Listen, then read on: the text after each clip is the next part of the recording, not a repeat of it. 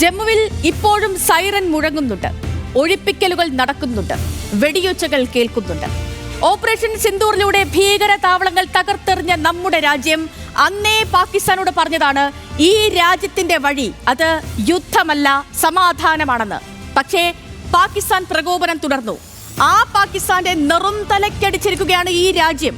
ഇന്നലെ രാത്രി 7 മണി മുതൽ തുടങ്ങിയ ഇന്ത്യൻ തിരിച്ചടിയിൽ ആ രാജ്യം വിറച്ചിരിക്കുന്നു, അസ്വസ്ഥമായിരിക്കുന്നു.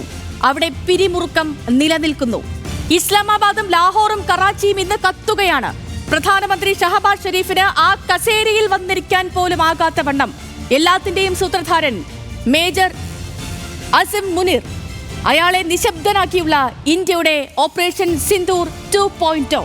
അപ്പോഴും ഈ രാജ്യം തുടർന്നു. ഈ നൂറ്റാണ്ട് യുദ്ധത്തിൻ്റെതല്ല എന്ന വാക്യം കൺമുന്നിൽ സ്വന്തം പുരുഷന്മാരെ നഷ്ടപ്പെട്ട സ്ത്രീകൾക്ക് ഈ രാജ്യം നൽകിയ നീതി നടപ്പാക്കൽ മാത്രമായിരുന്നു ഓപ്പറേഷൻ സിന്ദൂർ.